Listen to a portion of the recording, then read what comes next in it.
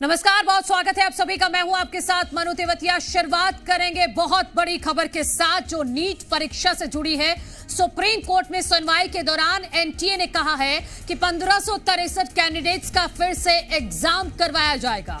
ये वो छात्र हैं जिनको ग्रेस मार्क्स दिए गए थे। साथ ही एनटीए ने कोर्ट में कहा है कि 1563 छात्रों में से जो छात्र दोबारा एग्जाम नहीं देंगे उनको ग्रेस मार्क्स नहीं दिए जाएंगे।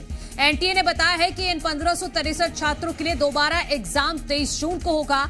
एनटीए की ओर से साफ किया गया है कि इन 1563 की दोबारा परीक्षा आयोजित करवाई जाएगी और जो लोग इस री एग्जाम में शामिल नहीं होंगे उन्हें बिना ग्रेस मार्क्स के एक नया स्कोर कार्ड तैयार किया जाएगा।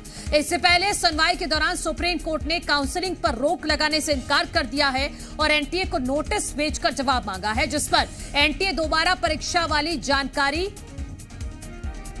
साझा की है। सुप्रीम कोर्ट ने कहा है कि हर किसी को फिर से एग्जाम का मौका नहीं मिल सकता। जिन कैंडिडेट्स के टाइम में कटौती हुई है उन्हें ही ये मौका दिया जा सकता है। तो ये बड़ी खबर, एक सुप्रीम फैसला नीट परीक्षा को लेकर आज आया है कि 1563 वो छात्र जिनको ग्रेस मार्क्स मिले थे अब उनका एग्जाम दोबारा करवाया जाएगा। 23 जून तारीख भी दे दी गई है। 30 जून तक रिजल्ट दिया जाएगा ताकि काउंसलिंग पर कोई फर्क ना पड़े, क्योंकि काउंसलिंग चल रही है, उस पर सुप्रीम कोर्ट ने किसी तरह की कोई रोक नहीं लगाई है। और दूसरी बड़ी बात यह है कि एनटीए ने कहा है कि 23 जून को 1563 छात्रों में से अगर कोई शामिल नहीं होगा एग्जाम में तो उन छात्रों का जो रिजल्ट है वो विदाउट ग्रेस मार्क्स के जारी किया जाएगा। उन छात्रों का एक नया स्कोर बोर्ड तैयार किया जाएगा। तो 23 जून को एग्जाम रखा गया है। हालांकि इस फैसले से भी कुछ छात्र संतुष्ट नहीं हैं, क्योंकि छात्रों की तरफ से इस मामले में अलग अलग याचिकाएं दायर की गई हैं, जिसमें से एक याचिका में और लगभग सभी याचिका में ये मांग की गई है कि इस एग्जाम को ही रद्द कर दिया जाए पूरी तरह से और पूरी की पूरी परीक्षा दोबारा कराई जाए। तो सुप्रीम कोर्ट में अब ये फैसला हुआ है।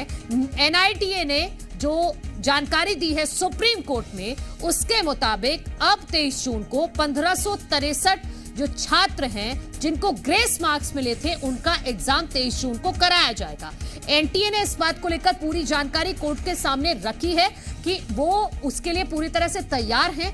23 जून डेट भी दे दी गई है, लेकिन यह भी कहा गया है कोर्ट के सामने एनटीए की तरफ से कि जो छात्र इस एग्जाम में शामिल नहीं होंगे, 1563 में से जो छात्र इस री एग्जाम में अपीयर नहीं करेंगे, उनकी जो मार्कशीट है या उनका जो स्कोर बोर्ड है वो नए तरीके से तैयार किया जाएगा। और वो तरीका ये होगा कि जो मार्क्स थे उनको फिर ग्रेस मार्क्स के बिना उन छात्रों को नंबर दिए जाएंगे। तो नीट मामले को लेकर, नीट परीक्षा मामले को लेकर ये बड़ा फैसला सुप्रीम कोर्ट की तरफ से हुआ है। हालांकि इस मामले में अभी कई याचिकाएं हैं जिन पर सुनवाई होना अभी बाकी है, क्योंकि सुप्रीम कोर्ट ने यह भी कहा है कि 30 जून से पहले नया रिजल्ट जारी होना चाहिए, क्योंकि काउंसलिंग में किसी तरह की कोई दिक्कत ना हो।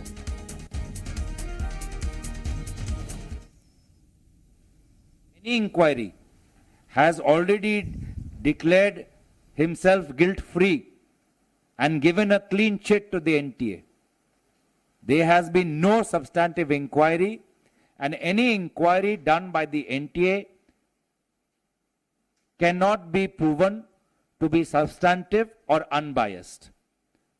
This government needs to be far more serious, and the Prime Minister cannot choose to remain silent the way he remained silent on Manipur, the way he remained silent on the violence in Jammu, and he is adopting.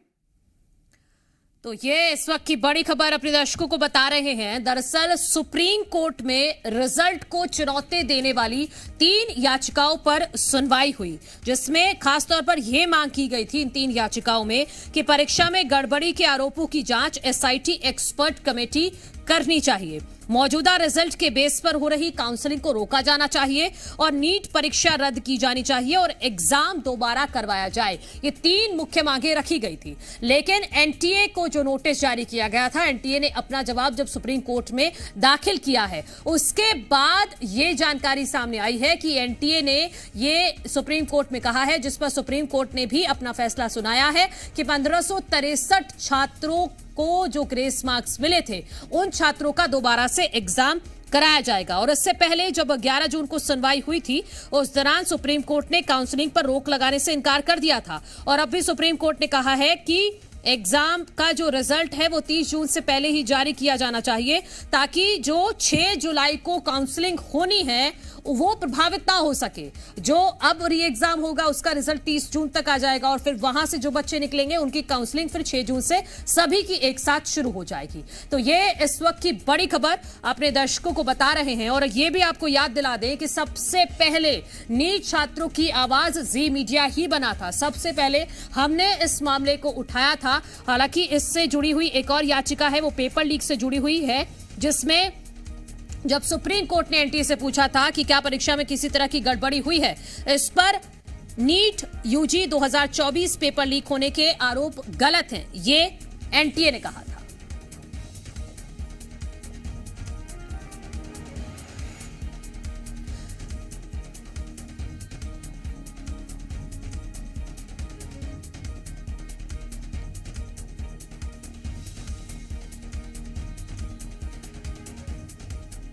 वहीं इस मामले में याचिकाकर्ता और physics वाला के CEO अलक पांडे ने जी news से खास बातचीत की है, वो आप सुनिए।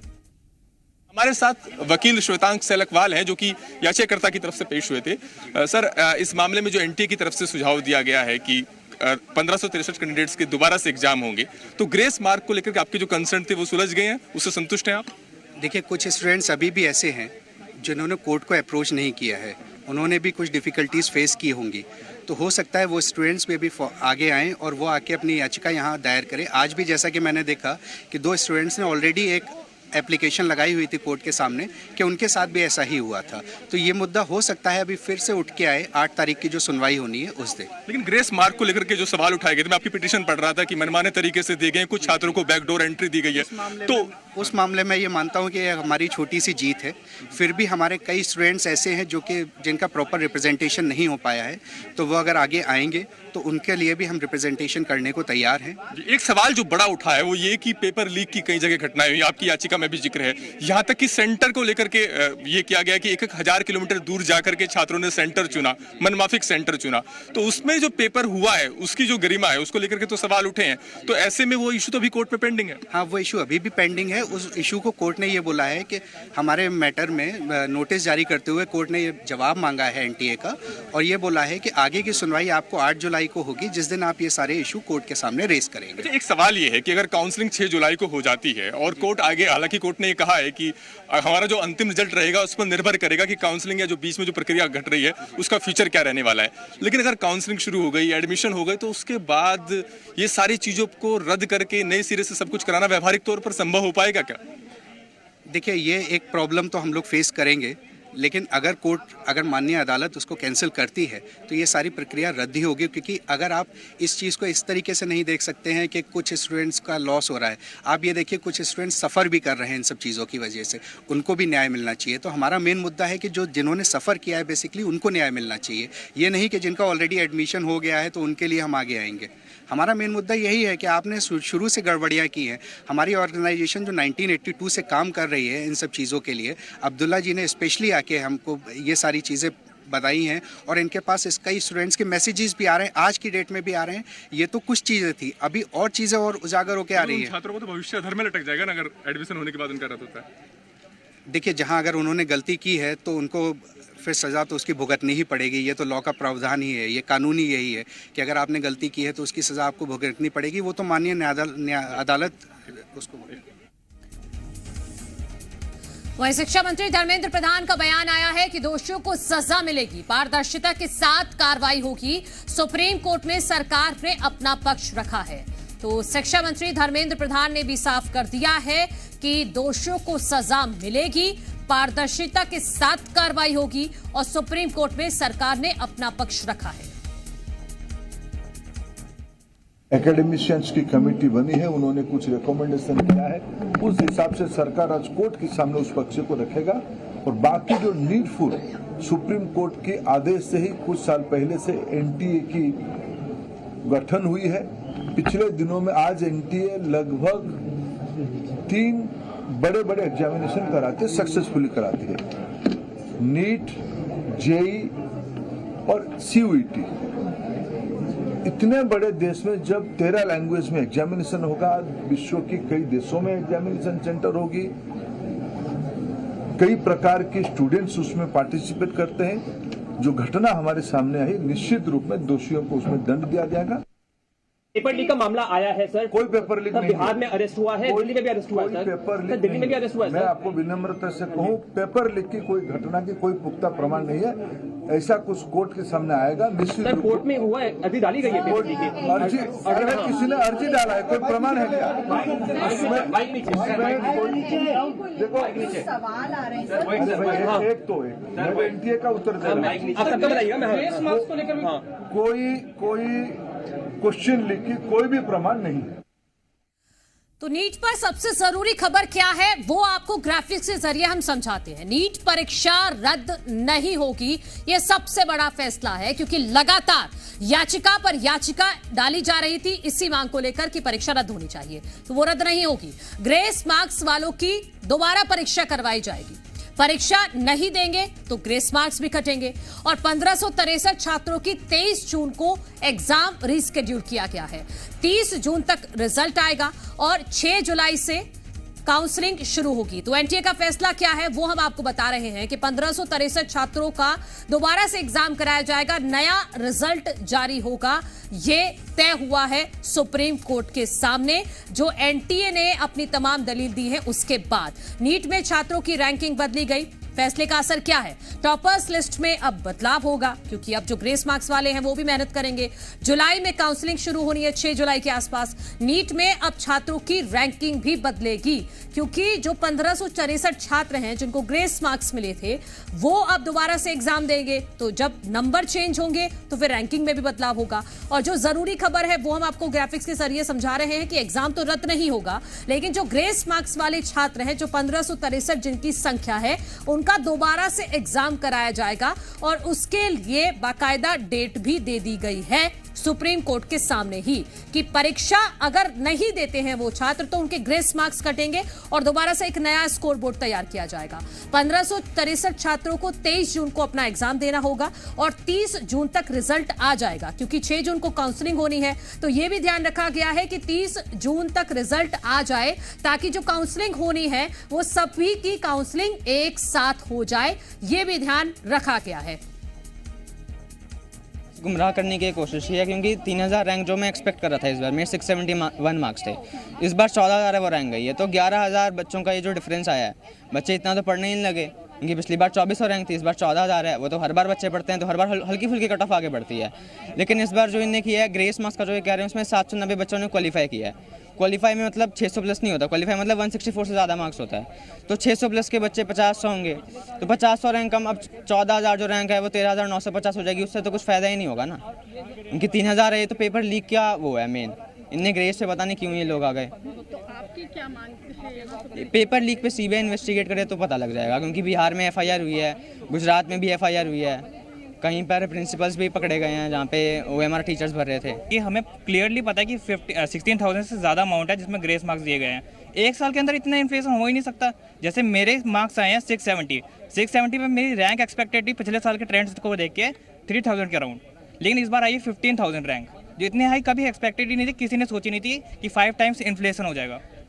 तो इस पर हमें क्लियरली लग रहा है कि कुछ ना कुछ तो हुआ है। ये 1500 से ज़्यादा अमाउंट है जिसमें ग्रेस मार्क्स दिए गए हैं, लेकिन अभी तो ये बात की थोड़ा है कि कुछ तो किया अभी तक जो एनटीए ने किया है। अभी हम और एक्सपेक्ट कर रहे हैं कि और भी आगे करेंगे। और ये एग्ज़ाम लेना ही था तो उन्होंने ग्रेस मार्क्स क्यों दिए, और ग्रेस मार्क्स दिए भी तो आपने उनको पब्लिश क्यों नहीं करा, आपने उनको ब्रोशर में अपने क्यों नहीं लिखा कि हम ग्रेस मार्क्स देंगे अगर टाइम का लॉस होता है तो। इतना सवाल करने के बाद आप आज आके बोलते हो कि हम दोबारा रिटेस्ट देंगे। इससे क्या साबित होता है एनटीए के द्वारा कि एनटीए टेस्टिंग एजेंसी है कि एक स्कैम एजेंसी है जो बच्चों के साथ स्कैम कर रही है।